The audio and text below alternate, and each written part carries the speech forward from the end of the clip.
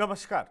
बिहार की बात में आपका स्वागत है। मैं हूं पंकज कुमार। इस खास पेशकश में हम चर्चा करने जा रहे हैं कि आखिरकार जिस मुख्यमंत्री को, जी हां, बार बार ये कहकर घेरा जा रहा है कि भाई अब आप स्वस्थ नहीं हैं। जी हां, आज भी ये चर्चा भाई बीरेंद्र ने घुमा करके कर ही दिया। मतलब बहुत साफ था कि समय पर दवा खा लीजिए तब तो याद रहेगा ना। मतलब भाई बीरेंद्र कहना चाह रहे थे कि आप दवा नहीं खाते तो आपको याद नहीं रहता है। और कुल मिलाकर के आप देख लें तो बहुत तरह की बात कही गई जो एक मुख्यमंत्री को कहा नहीं जाना चाहिए। वो भाषा अमर्यादित है, वो भाषा संसदीय नहीं है। लेकिन हकीकत क्या है? क्या मुख्यमंत्री वाकई बीमार है? और मुख्यमंत्री बीमार हैं तो जेडीयू का भविष्य क्या है? आपको याद होगा खड़मास के समय में ये चर्चा अक्सर जोरों से चलती थी कि जेडीयू को नया नेता मिलने जा रहा है, नीतीश कुमार की विरासत निशांत संभालने जा रहे हैं और निशांत के साथ आरसीपी सिंह की भी एंट्री होने जा रही है। कई ऐसे नेता अब एक्टिव दिखेंगे। पटेल समाज ने तो इसकी पूरी तैयारी भी कर ली थी, दही चूड़ा का भोज भी हुआ था। लेकिन सवाल ये उठता है कि क्या निशांत की एंट्री रुक गई? क्या आरसीपी सिंह की एंट्री रुक गई? क्या मनीष वर्मा नेपथ्य में ही दिखाई पड़ेंगे? क्या वो अफसर जिन्होंने नौकरी छोड़ करके जेडीयू से चुनाव लड़ने की योजना बनाई थी वो भी चुपचाप बैठे रहेंगे? आखिरकार जेडीयू में चल क्या रहा है? जेडीयू के बारे में फैसले कौन ले रहा है? आपको बता दें कि हाल ही में केसी त्यागी ने अपने एक बयान में कहा कि उनकी प्रतिबद्धता नीतीश कुमार के लिए है, बनी रहेगी। आपको याद होगा कि केसी त्यागी को साइडलाइन कर दिया गया, उन्हें हटाया नहीं गया, लेकिन राष्ट्रीय प्रवक्ता के पद पर केसी त्यागी है नहीं। और केसी त्यागी से जब पूछा गया तो उन्होंने कहा कि वो नीतीश कुमार के अलावा किसी की परवाह भी नहीं करते। तो सवाल ये उठता है कि जेडीयू के डे टू डे फंक्शन को तय कौन कर रहा है? जेडीयू का फ्यूचर कहाँ छिपा है? और जेडीयू जिसको अपना फ्यूचर मान रही है, निशांत की एंट्री को लेकर के क्या अभी विराम लग गया है या कुछ समय के लिए रुक गया है? आरसीपी सिंह जो चुपचाप बैठे हैं, क्या वो इंतजार करेंगे या इंतजार की घड़ी कब खत्म होगी? कई सारे ऐसे सवाल हैं जिनके जवाब हम आपको बताने जा रहे हैं। लेकिन आपको बता दें कि विपक्ष भी इस बारे में क्या सोचता है, बीजेपी क्या सोचती है। आइए जरा तीनों पक्ष को आपको सुना दें, उसके बाद हम शुरू करेंगे चर्चा। देखिए, जनता दल यू में सब कुछ ठीक नहीं है। वहाँ पर नूरा कुश्ती का खेल चल रहा है, एक दूसरे को सह और मात देने की राजनीति चल रही है। और इस तरह की राजनीति को कहीं ना कहीं भूंजा पार्टी के माध्यम से आगे बढ़ाया जा रहा है। भूंजा पार्टी के लोग नहीं चाहते हैं कि नीतीश कुमार और नीतीश कुमार की राजनीति को आयाम मिले, क्योंकि वो भारतीय जनता पार्टी से मिले हुए हैं। भारतीय जनता पार्टी के द्वारा जिस तरह से जनता दल यू के अंदर राजनीति की जा रही है, जनता दल यू के अंदर अपने खेमे की मजबूती का अभियान चलाया जा रहा है, उसी के अंतर्गत चाहे आरसीपी हो, चाहे नीतीश कुमार के सुपुत्र निशांत हो, उनको राजनीति में पदार्पण होने से पहले या जनता दल यू में आने से पहले इन लोगों ने जिस तरह का क्लोज मार्किंग लगा दिया है, यह स्पष्ट रूप से बताने के लिए काफ़ी है कि जनता दल यू के अंदर भूंजा पार्टी का वर्चस्व है। जब तक भूंजा पार्टी के लोग नहीं चाहेंगे, इन लोगों की राजनीति में एंट्री और जनता दल यू में एंट्री नहीं हो सकती है।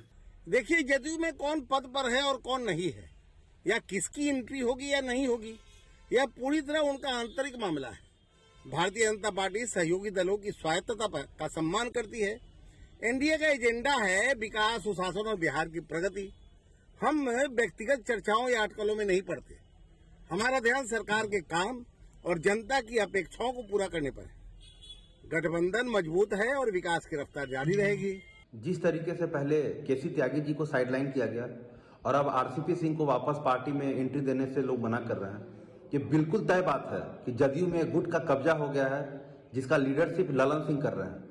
हम लोग सब जानते हैं कि जदयू में पूरी तरीके से अगड़े और पिछड़े की लड़ाई छिड़ गई है और ये जनता दल यूनाइटेड विपक्षी पार्टी को कहती है कि वो अपना खेमा संभाले।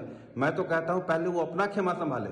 वहां सब में इसी बात पे लड़ाई है, सभी गुटबाजी इसी बात पे है कि नीतीश कुमार के बाद पार्टी पे कब्जा किसका होगा। जी हाँ, ये सवाल उठा दिया गया कि नीतीश कुमार के बाद पार्टी पर कब्जा किसका होगा, ये सवाल है।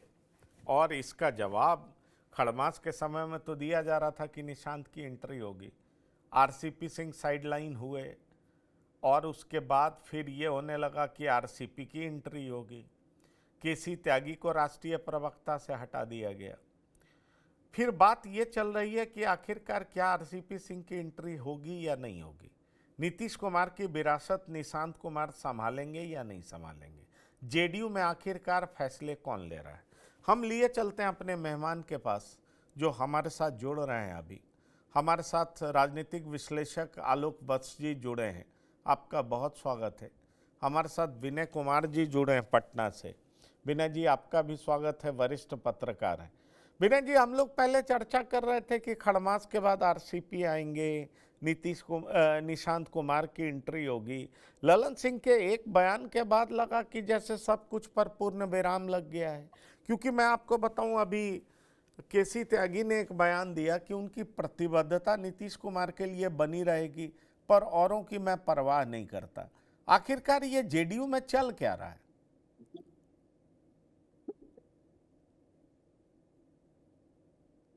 जो सबसे बड़ी बात है कि ललन सिंह समता पार्टी के कार्य गठन जब हुआ था उस समय से या उसके पहले से नीतीश कुमार के साथ रहे, तो नीतीश कुमार के विश्वस्त सहयोगी माने जाते हैं। और ललन सिंह संकट मोचक भी रहे हैं पार्टी के लिए। ठीक है, बीच में कुछ समय के लिए उनका 2010 के आसपास तफरका हुआ था, लेकिन उस समय भी नीतीश कुमार को कह के गए, उन्होंने कोई धोखा नहीं दिया था पार्टी को। किसी बात पर उनकी अनबन हुई थी और उन्होंने नीतीश कुमार को कहा भाई आपका रास्ता अलग है, मेरा रास्ता अलग। फिर नीतीश कुमार के साथ आए और वो पूरी मुस्तैदी के साथ नीतीश कुमार के साथ शुरू से हैं और आज भी। पार्टी का जब संकट आया उस समय भी नीतीश कुमार के लिए वो खड़े रहे। और जब आरसीपी सिंह पर सबसे ज्यादा भरोसा नीतीश कुमार ने किया और भरोसे के बाद नीतीश कुमार के उस भरोसे को तोड़ने का काम आरसीपी ने किया। तो इसके कारण अब नीतीश कुमार फिर विश्वास नहीं कर रहे हैं आरसीपी पर, और यही मामला फंसा हुआ है। इस पार्टी में जनता दल यूनाइटेड में सर्वे सर्वा है नीतीश कुमार। नीतीश कुमार आज भी के आज कह देंगे कि कल आरसीपी आ जाए तो कल आरसीपी आ जाएंगे, या जिसकी एंट्री चाहेंगे। नीतीश कुमार को लोग कहते हैं, हाँ भूलने की एक बीमारी हो सकती है, उसमें हम नहीं कहते कि नहीं, लेकिन नीतीश कुमार को बहुत सारी चीजें याद भी रहती हैं। और चुनाव के समय तो उन्होंने, आपने देखा किस तरह से वो सक्रिय थे। नहीं, वो सारी बात विनय जी, वो सारी बात ठीक है। सीधा सवाल यह है कि क्या अब निशांत की एंट्री होगी, और कहा यह जा रहा था कि निशांत की एंट्री होगी तो उनके साथ आरसीपी भी आएंगे। निशांत पिछले दिनों देखे गए वृंदावन में घूम रहे थे, तो अब सवाल फिर उठ रहा है कि क्या नीतीश कुमार ऐसे ही संभालते रहेंगे या निशांत किसी भूमिका में आएंगे। दूसरी बात यह कही जा रही थी कि निशांत आएंगे तो उनके साथ आरसीपी भी आएंगे। निशांत को आरसीपी की ज़रूरत है, दोनों के बीच बढ़िया तालमेल है, और बढ़िया तालमेल है तो निशांत को राजनीतिक रूप से जो भी सलाह लेना होगा वो आरसीपी देंगे, और इसकी पूरी तैयारी भी कर ली गई है। फिर यह मामला अटक कहाँ गया, ये एक सवाल है।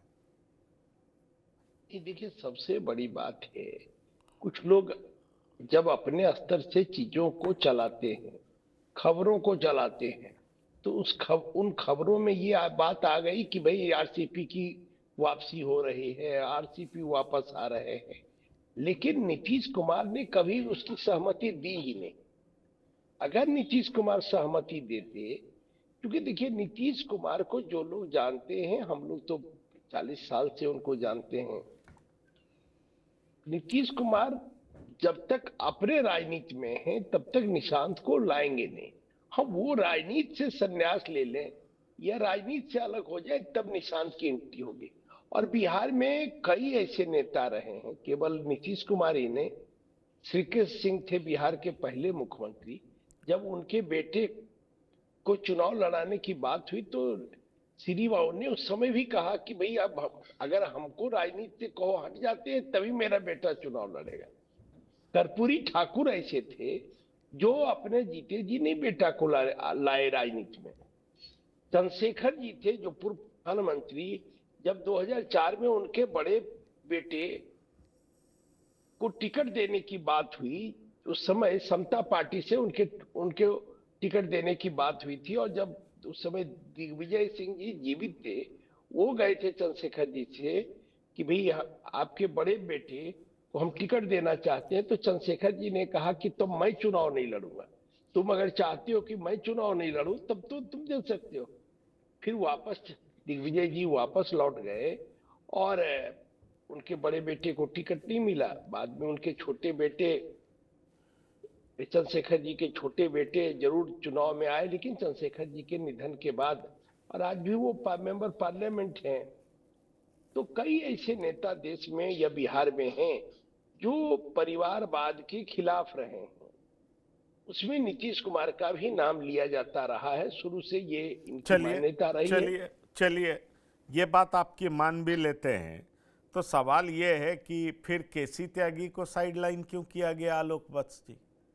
केसी त्यागी की प्रतिबद्धता नीतीश कुमार के प्रति है, वो कल परसों भी एक चैनल पर कह रहे थे।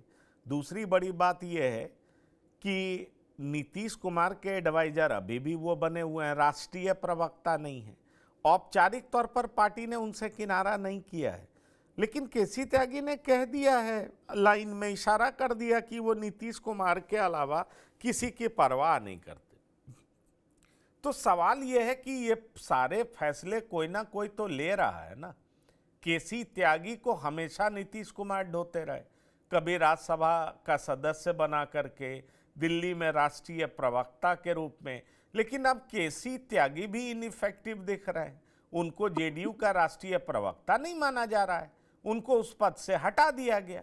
तो अब यही सवाल तो उठ रहा है कि ऐसे लोग जो नीतीश कुमार के वफादार थे, ऐसे कई लोग, उनको हटा दिया गया, साइडलाइन कर दिया गया। और ये फैसला कौन कर रहा है? विपक्ष तो कह रही है कि जो भुंजा पार्टी में लोग हैं वो निशांत की एंट्री नहीं चाहते, वो आरसीपी सिंह की एंट्री नहीं चाहते, वो ऐसे कई लोगों की एंट्री नहीं चाहते जो जेन्युइनली नीतीश कुमार के समर्थक रहे हैं। देखिए पंकज जी, अभी जो भुंजा पार्टी है उसी का वर्चस्व चल रहा है, और इसी कारण केसी त्यागी जी भी साइडलाइन हुए। हालांकि उनका एक बयान भी था जिसको लोगों ने माना कि ये गलत बयान है, और आरसीपीसी की एंट्री भी वही लोग रोके हुए हैं, निशांत की भी एंट्री वही लोग रोके हुए हैं। और इसमें कोई शक नहीं है कि नीतीश जी का स्वास्थ्य दिन पर दिन मानसिक तौर से गिरता चला जा रहा है। जहां तक मुझे जानकारी है, हो सकता है गलत भी हो, कि वो 2-3 साल से दवाओं के ऊपर ही चल पा रहे हैं। और जो लोग अभी पार्टी पर हावी हैं, उनसे ये पार्टी चलने वाली नहीं है। ये किसी कीमत पर भी अगड़ों की पार्टी नहीं हो सकती है। इसका मूल बेस ओबीसी और अति पिछड़ा है, जो बहुत ईमानदारी से, और महिलाएं इनके साथ है। वो किसी फॉरवर्ड को अगर रिप्लेस करके जेडीयू का चेहरा बनाया जाए तो वो एक्सेप्ट नहीं करेगा, पार्टी छिन्न भिन्न हो जाएगी। अब ये नीतीश कुमार इन चीजों को समझ भी रहे होंगे, लेकिन डिले क्यों कर रहे हैं ये समझ से परे है। वो किस चीज, ठीक है, इसमें कोई शक नहीं है, जैसा वरिष्ठ पत्रकार ने कहा कि वो परिवारवाद के लिए कभी नहीं जाने जाते थे।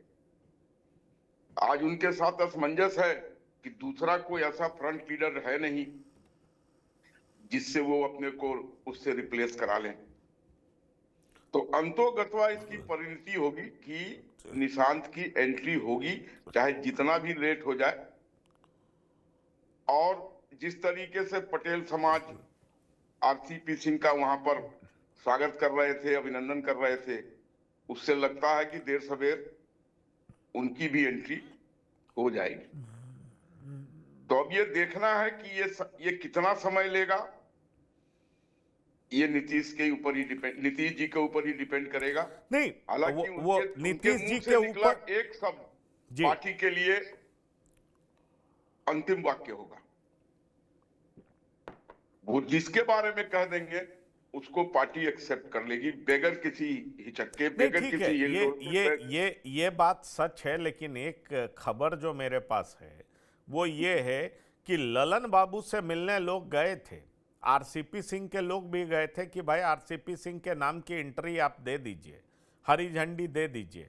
लेकिन बाद में ये कहा गया विनय कुमार जी कि बाद में ऐसा हुआ कि कई लोग ललन बाबू के पास गए और ऐसा कहा गया कि भाई अगर आरसीपी सिंह की एंट्री होगी तो जो पार्टी का स्ट्रक्चर है वर्तमान में उसमें बड़ा उलटफेर हो जाएगा, फेर बदल हो जाएगा और काफ़ी ज़्यादा उथल पुथल वाली स्थिति होगी और मैसेज खराब जाएगा।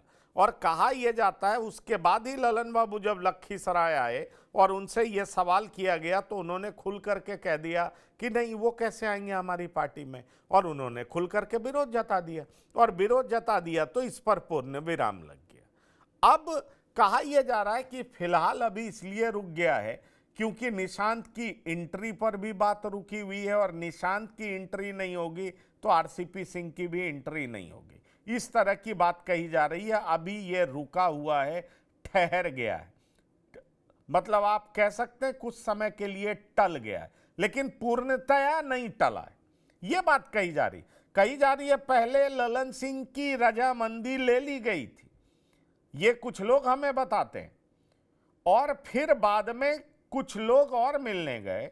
ललन बाबू चूंकि बड़े नेता हैं, ललन सिंह से मिले और उनको ये बताया गया कि जेडीयू में फिर बहुत बड़ा परिवर्तन दिखने लगेगा, बहुत उथल पुथल हो जाएगा, मैसेज ठीक नहीं जाएगा, इसलिए इसको रोका जाए। और इसीलिए यह कहा जा रहा है कि निशांत की एंट्री भी रुक गई, क्योंकि निशांत भी आएंगे तो वो आरसीपी को साथ लाना चाहेंगे, और आरसीपी को साथ इसलिए लाना चाहेंगे क्योंकि दोनों के बीच की केमिस्ट्री अच्छी है।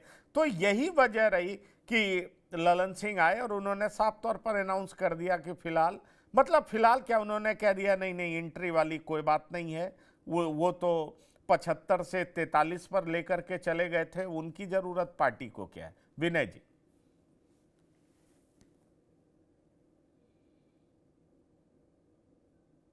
ये तो तय है कि नीतीश कुमार जिस विश्वास के साथ पार्टी सौंपने का काम आरसीपी सिंह को किए थे उस पर आरसीपी खरा नहीं उतरी।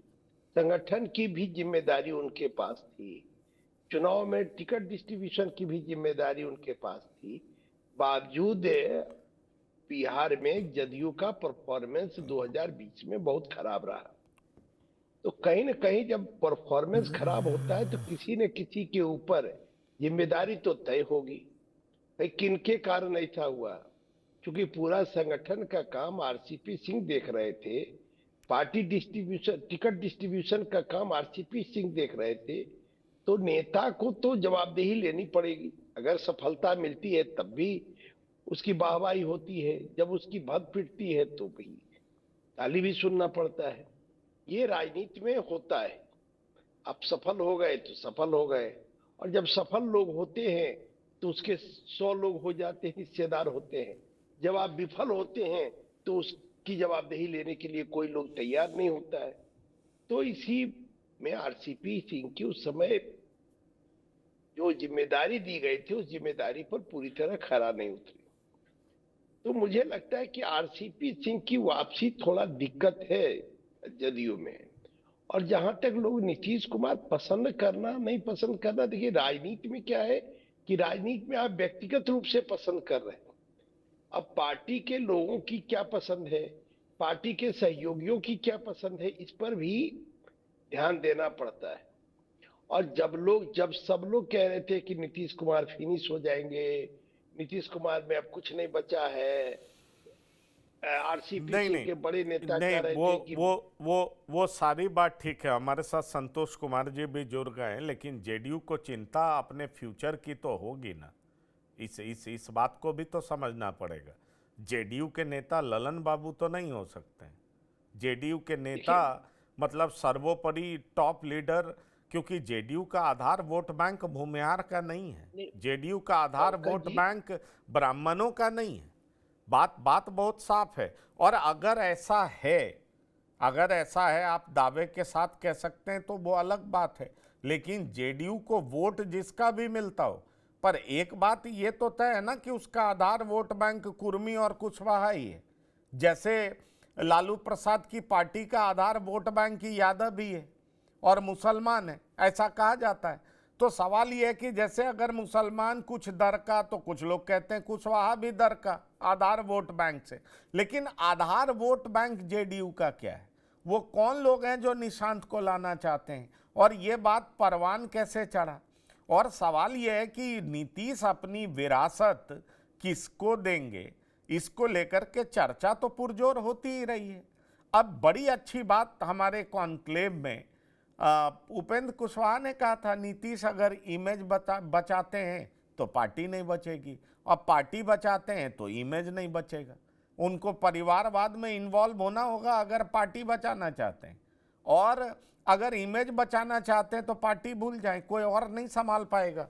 और ये भी हकीकत है, केवल यही नहीं, तमाम उदाहरण है। जितने क्षेत्रीय दल हैं, अगर परिवार से कोई पार्टी संभालने नहीं आता है तो वो क्षेत्रीय दल बचा नहीं है।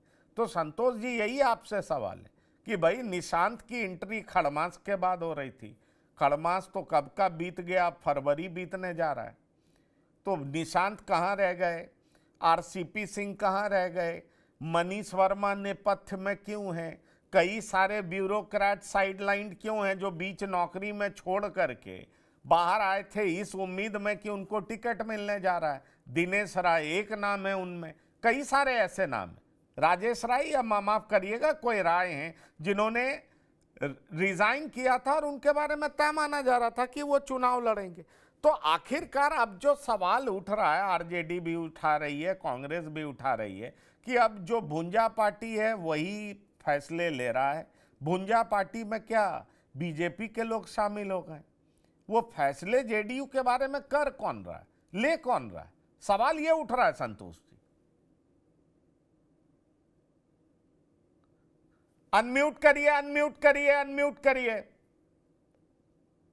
नीतीश जी पार्टी को भी बचाएंगे और परिवार को भी आगे बढ़ाएंगे, लेकिन वो समय का इंतजार कीजिए। जदयू के 90% लोग निशांत जी के नाम पर सहमत हैं, तो उनको राजनीति में आना है और वह तय करना नीतीश कुमार का काम है। नीतीश जी जिस दिन ग्रीन सिग्नल देंगे उस दिन निशांत राजनीति में आ जाएंगे। और नीतीश जी, मुझे लगता है कि जब तक वो राजनीति में एक्टिव हैं तब तक निशांत जी राजनीति में नहीं आएंगे। जिस दिन अनएक्टिव होंगे नीतीश जी, राजनीति से संन्यास लेंगे, उस दिन निशांत की एंट्री होगी। नीतीश जी के बाद जनता दल यू में सर्वमान्य नेता के रूप में निशांत ही होंगे, क्योंकि उनकी विरासत और पार्टी को निशांत ही संभाल सकते हैं। दूसरा कोई नहीं, किसी भी नेता को, कोई भी पार्टी का नेता उन्हें नेता नहीं मानेगा। अध्यक्ष भले मान लेगा, अध्यक्ष मान लेगा, महासचिव मान लेगा, सब चीज केंद्र में मंत्री भी मान लेगा, लेकिन पार्टी का नेता नीतीश जी के बाद निशांत जी ही होंगे। और निशांत जी के नाम पर आम सहमति है। सभी लोग, एक कोई व्यक्ति नहीं है जो निशांत जी के खिलाफ निगेटिव बोल सके कि वो राजनीति में नहीं आएंगे पार्टी में। और जितने पुराने सब लोग और जितने नए भी हैं जो सोशल जस्टिस के लोग हैं, नीतीश जी के, विराट जी के, लव कुश समीकरण के जो लोग हैं, वो सब लोग निशांत जी को चाहते हैं राजनीति में लाना और आएंगे। लेकिन नीतीश जी इस मुद्दे पर खुलकर कुछ नहीं बोलते हैं, और जिस दिन उनकी सिग्नल हो जाएगी वो देंगे, निशांत की राजनीति में ताजपोशी हो जाएगी। कहा जाता है कि देर है अंधेर नहीं है, मतलब जितना देर हो जाए वो निशांत का राजनीति में आना तय है। अगर निशांत राजनीति में नहीं आएंगे तो पार्टी छत बिछत हो जाएगी। उनके वोटर जो है, जो वोट बैंक नीतीश जी का कहा जाता है, कुछ आरजेडी तरफ चले जाएंगे, कुछ भाजपा की तरफ चले जाएंगे, कुछ उपेंद्र कुशवाहा की तरफ चले जाएंगे। पूरा वोट बैंक जो बोला जाता है कि छीतर बितर इधर उधर सभी पार्टियों में बढ़ जाएगा। इसलिए नीतीश जी ने जो 20 सालों में जो नीतीश जी ने अपना वोट बैंक बनाया है, नीतीश कुमार ने, वो वोट बैंक आपको निशांत के आने पर ही रहेगा। न तो ललन सिंह को कोई नेता मानेगा, न संजय झा जी को कोई नेता मानेंगे, और न ही अशोक चौधरी को। इसलिए जनता दल में सभी लोग जो समता पार्टी के विचारधारा के लोग हैं, सभी लोग मतलब यही चाहते हैं। और निशांत की भी इच्छा, मतलब जब तक नीतीश जी नहीं कहेंगे, निशांत जी की भी इच्छा नहीं है कि वो राजनीति में आए। नीतीश जी जिस दिन उनको बोलेंगे वो अब एक्टिव होते हैं, कार्यालय कभी आ जाते हैं, कभी बयानबाजी कर देते हैं, कुर्ता पहन लेते हैं, लेकिन जब तक नीतीश जी आज्ञाकारी पुत्र की तरह, जब तक नीतीश जी उनको नहीं कहेंगे कि आप एक्टिव होइए राजनीति में, वो एक्टिव नहीं होंगे। यही जनता दल यू का समीकरण है, जनता दल यू का। और जहां तक आरसीपी की बात है, तो नीतीश जी जिस दिन चाहेंगे आरसीपी की भी एंट्री हो जाएगी और निशांत की भी एंट्री हो जाएगी। आरसीपी के बारे में ललन सिंह कुछ भी कह लें, संजय झा कुछ भी कह लें, कोई भी बोले, लेकिन आरसीपी जिस दिन नीतीश जी चाहेंगे उस दिन उनकी एंट्री हो जाएगी। बातचीत उनकी भी चल रही है, सभी तरह से उनके जो समाज के लोग हैं वो दबाव डाल रहे हैं कि उनकी एंट्री हो जाए, लेकिन उनकी भी एंट्री होगी। देर है लेकिन तत्काल अभी भले रुक गई है ललन सिंह के कारण, क्योंकि पार्टी के जो मुखिया होते हैं वो सभी को लेकर चलना चाहते हैं। तो नीतीश जी ललन सिंह की सहमति से ही उनकी एंट्री कराएंगे। ललन सिंह को भी लेकर चलते हैं, संजय झा को भी लेकर चलते हैं, सभी लोगों को सहमति से आरसीपी की एंट्री होगी। और नीतीश जी के स्वास्थ्य को लेकर के जो बात हो रही है, तो उनको स्वास्थ्य को लेकर के तरह तरह की बात, लेकिन ऐसा भी नहीं है कि नीतीश जी पूरी तरह से अचेतावस्था में है। तो दवा खाते हैं, सुबह हो दिन में हो, हमेशा ठीक रहते हैं। कभी कभी जुबान फिसल जाती है, कभी उनकी एक्टिविटी ऐसा हो जाता है, वो उम्र का प्रभाव है, जिसके कारण लोग ऐसी तरह तरह की बातें करते हैं, चाहे सदन में हो या सदन के बाहर की उनकी एक्टिविटी हो। तो वो उम्र का प्रभाव है, उम्र के उस प्रभाव में सभी लोग अस्वस्थ होते हैं, सभी लोगों पर प्रभाव पड़ता है। तो नीतीश जी पर पड़ा है तो कोई बड़ी बात नहीं है, नहीं, लेकिन आने वाले पर आ कब रहे, जिस दिन चाह लेंगे ये बात तो ठीक है, आ कब रहे? चर्चा तो थी ना बहुत जोर कि खड़मास के बाद आ रहे हैं, तो आ कब रहे? मामला रुका कहाँ? हमने तो आपको बताया मामला इस तरीके से रुका कि कई लोग ललन सिंह से मिलने आए, उन्होंने कहा कि पार्टी के अंदर का पूरा स्ट्रक्चर बदल जाएगा, उथल पुथल होने लगेगा, अभी पार्टी जीती है तो क्यों हमें इस तरह का नया प्रयोग करना चाहिए। और कहा यह जा रहा है, ये मुझे आरसीपी सिंह के कैंप से किसी ने बताया, कहा यह जा रहा है कि भाई पहले तैयार थे ललन सिंह भी, उनको दिक्कत नहीं थी, लेकिन बाद में ललन सिंह ने ही इसका विरोध किया और खुल करके विरोध कर दिया और इसलिए यह मामला रुक गया। अब ये कहा जा रहा है कि चूंकि निशांत की एंट्री को इस तरीके से देखा जाएगा कि निशांत की एंट्री हुई है तो नीतीश कुमार की विदाई होगी, मतलब नीतीश कुमार संन्यास लेंगे, और नीतीश कुमार अभी संन्यास लेने के मूड में है नहीं, नीतीश कुमार अभी चलने के मूड में, और उनको चलाने वाले लोग भी नीतीश कुमार को आगे रखते हैं क्योंकि जेडीयू को भी जिंदा रखना है। नीतीश रहेंगे तो जेडीयू ताकतवर तरीके से आगे रहेगी, नीतीश हटेंगे निशांत को लाने का प्रयास होगा तो फिर बीजेपी कहेगी निशांत अभी उतने मैच्योर्ड नहीं है, उतना अनुभव नहीं है, तो हो सकता है मेन लीडरशिप भी चला जाएगा।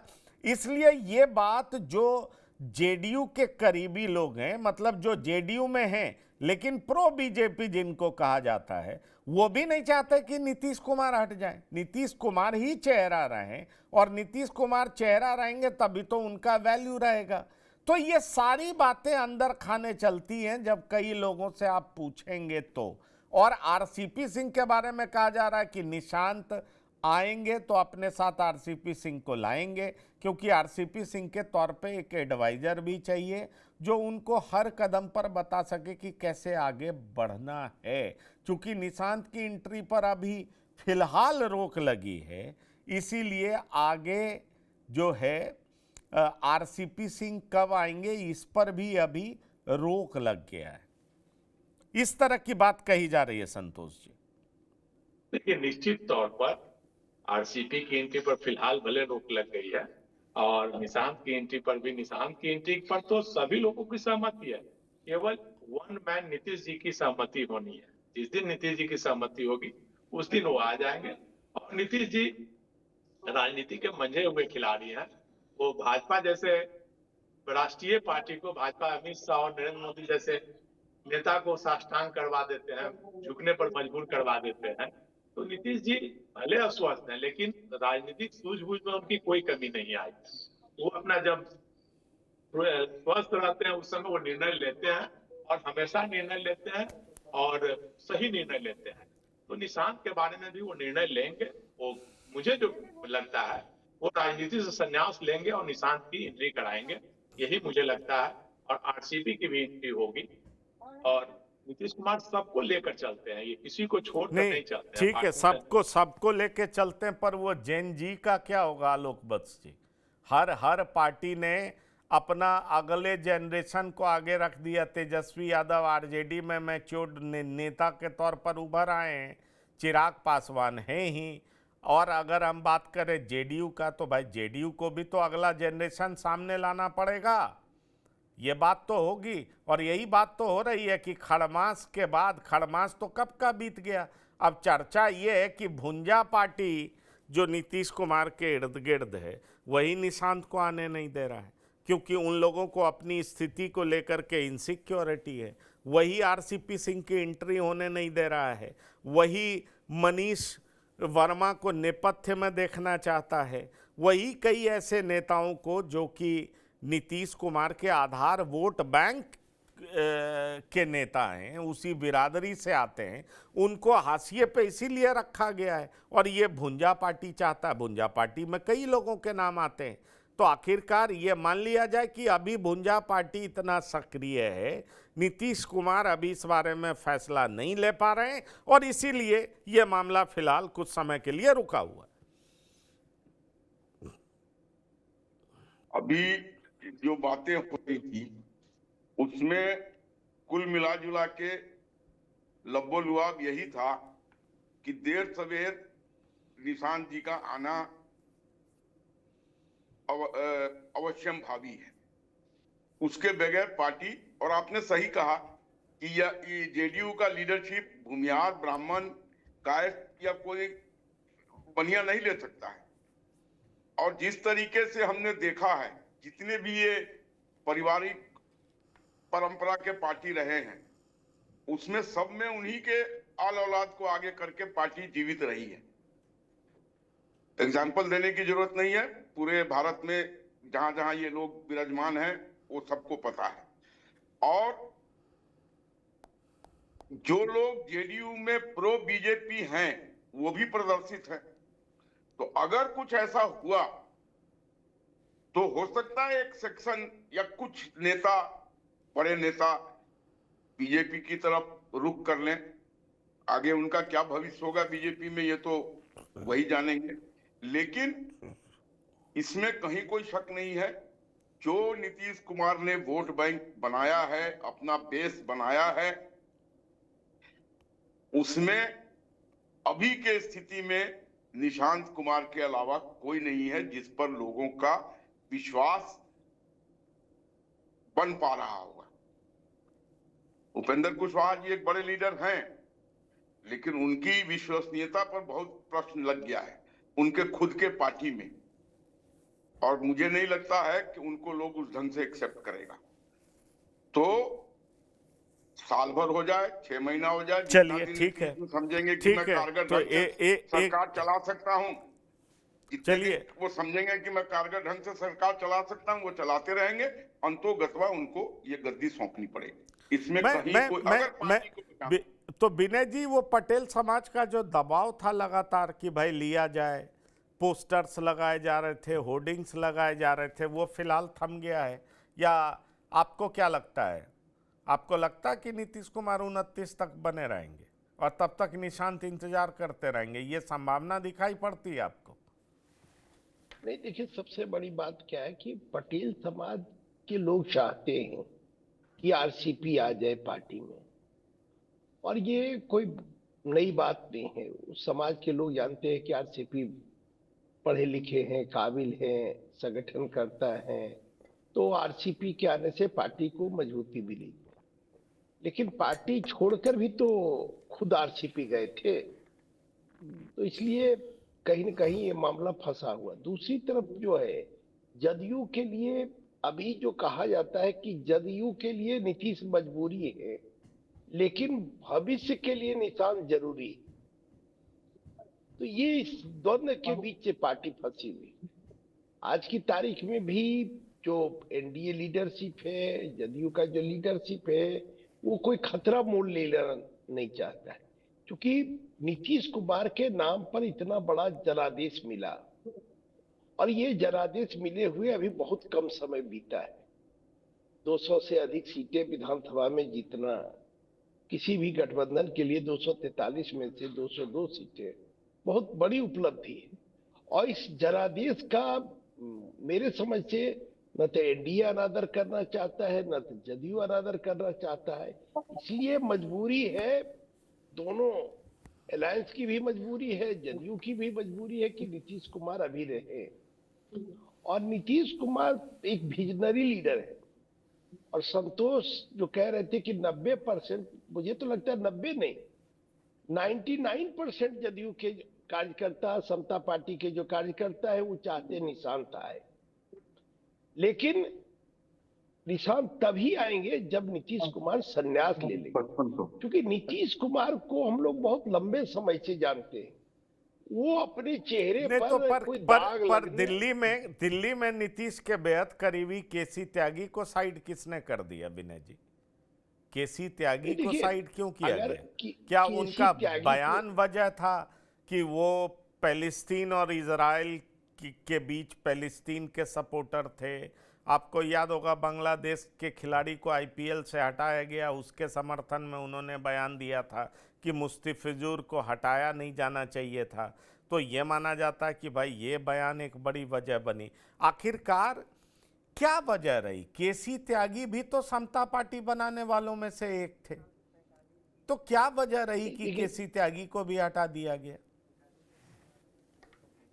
नहीं, देखिए, सबसे बड़ी बात है कि समता पार्टी के निर्माण में, जहां तक मुझे याद है, केसी त्यागी नहीं थे उस निर्माण में। अगर मेरी याददाश्त ठीक है तब संतोष भी करेक्ट करेंगे, क्योंकि वो भी उस समय एक्टिव रहते थे। समता पार्टी की, चूंकि शरद यादव की ये करीबी माने जाते थे, ये चरण सिंह के करीबी माने जाते थे। हाँ, ये जरूर बात है कि 89 में जब ये पहली बार लोकसभा के सदस्य चुने गए केसी त्यागी जी, उसी समय नीतीश कुमार भी पहली बार लोकसभा के सदस्य चुने गए। तो एक साथ दोनों लोकसभा में पहुंचे थे, और वो बीपी सिंह की लहर थी 89 में, तो एक दोस्ती थी। लेकिन शरद यादव के ये खास आदमी माने जाते थे केसी त्यागी। तो केसी त्यागी का संबंध कम बेसी होता रहा। हाँ, शरद यादव के वो एक नंबर आदमी थे। बाद में जब पार्टी में, जब पिछला बार जब पार्टी का राष्ट्रीय अध्यक्ष का चयन हुआ, तो उसमें भी इनको बड़ी जिम्मेदारी नहीं, इनको सलाहकार बनाया गया। पार्टी में राष्ट्रीय महासचिव की जिम्मेदारी या प्रधान महासचिव की जिम्मेदारी या राष्ट्रीय प्रवक्ता की जिम्मेदारी इनको नहीं सौंपी गई। जब संजय झा अध्यक्ष बने, कार्यकारी अध्यक्ष के बाद अध्यक्ष, तो उस समय भी इनको जिम्मेदारी नहीं दी गई और इनको सलाहकार नीतीश कुमार का बनाया गया। तो सलाहकार के रूप में ये कार्यरत रहे। और स्वाभाविक है, नीतीश कुमार अभी की जो स्थिति है, नीतीश कुमार पूरी तरह से बीजेपी के प्रति समर्पित भाव से रहते हैं, क्योंकि वो जानते हैं कि अंतिम समय में और आज की तारीख में बीजेपी बहुत शक्तिशाली और मजबूत पार्टी हो गई। न केवल बिहार में बल्कि राष्ट्रीय स्तर पर भी उसके जो दो नेता हैं, नरेंद्र मोदी और नहीं, वो सारी बात शाह। ठीक है, बीजेपी ताकतवर है, लेकिन जेडीयू में फैसले कौन ले रहा है? संतोष कुमार जी, ये सवाल उठ रहा है ना, क्योंकि ये भी सच है, जिस तरह का चारों तरफ से आक्रमण होता है कि नीतीश कुमार पुराने वाले नीतीश कुमार नहीं है। तो ये फैसला कर कौन रहा है? ये सारे फैसले कौन ले रहा है? अभी नहीं, कुछ समय के बाद, ऐसे नहीं, वैसे नहीं, ये सारे फैसले कौन कर रहा है? देखिए, जनता दल में फैसला तो नीतीश कुमार का ही होता है, लेकिन वहां पे ललन सिंह, संजय झा, विजय चौधरी, दीपक प्रसाद और अशोक चौधरी, सभी लोगों का एक लॉबी है। तो वो नीतीश जी को कौन ज्यादा कन्विंस कर पाता है, जो चार लोग मिलकर के जो बात कन्विंस करते हैं, नीतीश जी ज्यादातर उन लोगों की बात पर सहमति देते हैं। और उसमें कोई बात उनका जब पूरी तरह से वो मतलब स्वस्थ रहते हैं, ठीक रहते हैं, तो वो उस समय अपना डिसीजन लेते हैं। लेकिन ज्यादातर लोग, जो लोग कन्विंस करते हैं कि ये होना चाहिए, ये होना चाहिए, तो वो बात नीतीश कुमार करते हैं। उसमें सबसे ज्यादा प्रभावी अभी ललन सिंह और संजय झा, विजय चौधरी, ये 3 आदमी सबसे ज्यादा प्रभावी हैं पॉलिटिकल लेवल में। और अधिकारी में तो खैर दीपक प्रसाद हैं ही, प्रत्यय अमृत हैं। ये लोग कन्विंस जैसे करते हैं, यही 5-6 लोगों की टीम है जो नीतीश जी को कन्विंस करती है और इन्हीं लोगों का दबदबा चलता है। इसमें सबसे ज्यादा प्रभावी 3 लोग हैं, ललन सिंह, संजय झा और विजय चौधरी। ये लोग डिसीजन मेकर में है कि जो डिसीजन लेते हैं, और नीतीश जी को अगर सब लोग मिल करके कन्विंस करते हैं, वो नीतीश जी मानते हैं सभी लोगों की बात। और सबसे ज्यादा डिसीजन मेकर कहा जाए तो ललन सिंह और संजय झा है, जो कि जो डिसीजन लेते हैं, चाहते हैं किसको टिकट नहीं देना है और वो अड़ जाते हैं, कन्विंस कर लेते हैं। जहां पे ललन सिंह अगर अड़ जाते हैं तो वहां नीतीश जी चुप हो जाते हैं। ये नीतीश जी की ललन सिंह के दोस्ताना संबंध है, दोनों के बीच एक गहरा रिलेशन है कि ललन सिंह के बाद नीतीश कुमार जल्दी नहीं काटते हैं। और अभी भाजपा से चूंकि संजय झा के कारण रिलेशन हो गया है, तो संजय झा और ललन सिंह की जोड़ी अभी बहुत ही पक्की जोड़ी बन गई है और ज्यादातर डिसीजन यही दोनों जोड़ी करवाती है कि क्या करना है, किसे मंत्री बनाना है, किसे टिकट देना है, कहाँ जाना है, किनसे मिलना है, नहीं मिलना है, यह तक तय करते हैं। अब कोई भी व्यक्ति, कोई भी आदमी नीतीश कुमार से इजली नहीं मिल, जब तक ये लोग नहीं तय करेंगे नहीं मिल पाते हैं। ठीक। वहाँ पे होता है कि यही लोग मिल पाएंगे जो मंत्री हैं, एमएलए हैं। लिस्ट चलिए। वहाँ पे होता है, किसी का फोन आता है तो लिस्ट देखा जाता है और उसमें से तय किया जाता है कि इन लोगों को बुलाया जाए, इन लोगों को मिलाया जाए। उसमें नीतीश जी भी कभी कभी बोलते हैं कि भाई कोई मिलने वाला है कि नहीं, कुछ मिलने वाला था, दो क्या लिस्ट है। तो नीतीश जी भी कभी कभी लिस्ट देखते हैं, उनके पास जो लिस्ट आता है वो लिस्ट के अनुसार ही बुलाया जाता है। लेकिन ज्यादातर प्रभावी ललन सिंह ही है सबसे ज्यादा, और संजय झा, इनकी जोड़ी है जनता दल में अभी सबसे ज्यादा प्रभावी है। और अभी तो दरबार भी है फिलहाल सवाल वही बना हुआ है कि निशांत की एंट्री कब होगी। आरसीपी सिंह की एंट्री होने वाली थी, क्या उस पर ब्रेक लग गया है? फिलहाल सवाल यही बना हुआ है। और पटेल समाज जो लगातार दबाव बना रहा था कि निशांत भी पार्टी में आए, आरसीपी सिंह की भी एंट्री हो, जेडीयू को विरासत मिल गया है, मतलब नीतीश की विरासत निशांत संभालेंगे, पटेल समाज चीख चीख कर कह रहा था। आरसीपी सिंह फिर से कद्दावर नेता के तौर पर वापस लौटेंगे, लेकिन ललन सिंह के एक बयान के बाद ये फिलहाल थम गया। अंदर खाने ये आवाज फिर उठ रही है, लेकिन बड़ा सवाल ये है कि ऐसा होगा कब। बिहार की बात में आलोक बस जी, संतोष कुमार जी, विनय कुमार जी शामिल होने के लिए बहुत बहुत धन्यवाद और शुक्रिया। तो बिहार की बात में इतना ही। ताज़ा तरीन खबरों के लिए आप लगातार देखते रहिए TV9। धन्यवाद, नमस्कार।